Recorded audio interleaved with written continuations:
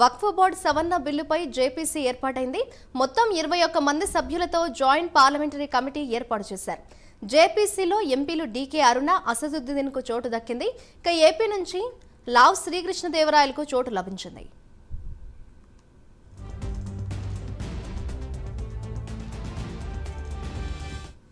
ఇదే అంశంపై మరింత సమాచారాన్ని మా ఏపీ ఇన్పుట్ ఎడిటర్ టీవీరావు అందిస్తారు. టీవీరావు, చెప్పండి, వక్ఫ్ బోర్డుకు సంబంధించి అటు ఏపీ నుంచి తెలంగాణ నుంచి సభ్యులను అయితే జేపీసీగా ఎన్నుకున్నారు. దీనికి సంబంధించిన డీటెయిల్స్ ఏ విధంగా ఉన్నాయి?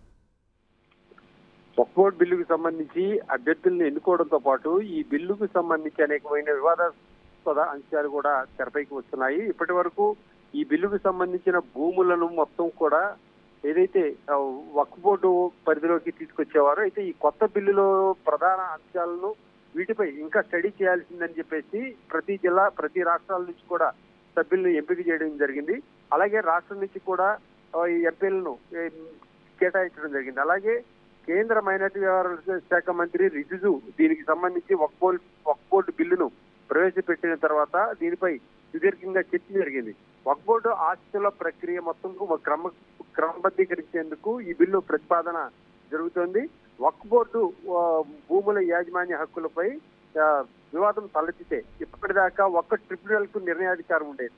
కానీ ఇప్పుడు ఈ బిల్లు అధికారాన్ని కలెక్టర్లకు కట్టబెట్టొచ్చు అనేటటువంటిది తాజా బిల్లు అంశం.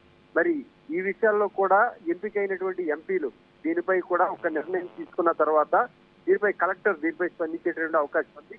వక్ఫ్ చట్టం 1995ను ఇక నుంచి కూడా United Waqf management, empowerment, efficiency and development act గా దీన్ని మార్చాలని కూడా ప్రతిపాదనలు జరుగుతున్నాయి.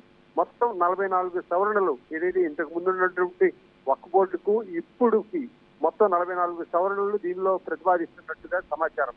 ఇస్లామిక్ చట్టం కింద అయితే గనక మతపరమైన ధార్మిక కార్యక్రమాల నిమిత్తం అంకితం చేసిన ఆస్తిని వక్ఫ్ ఆస్తిగా పేర్కొంటారు.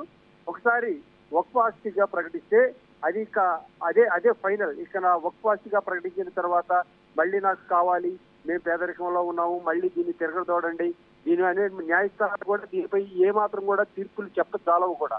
మరి ఇటువంటి వక్ఫ్ బిల్లుకు సంబంధించి మరింత కాంక్రీట్ గా దీన్ని ఏదైతే పటిష్టం చేసేందుకు ఏదైతే కేంద్రం దీనిపై చర్యలు తీసుకోబోతుంది. మొత్తం దేశవ్యాప్తంగా మొత్తం 9 లక్షల ఎకరాలకు పైగా ఉన్నాయి.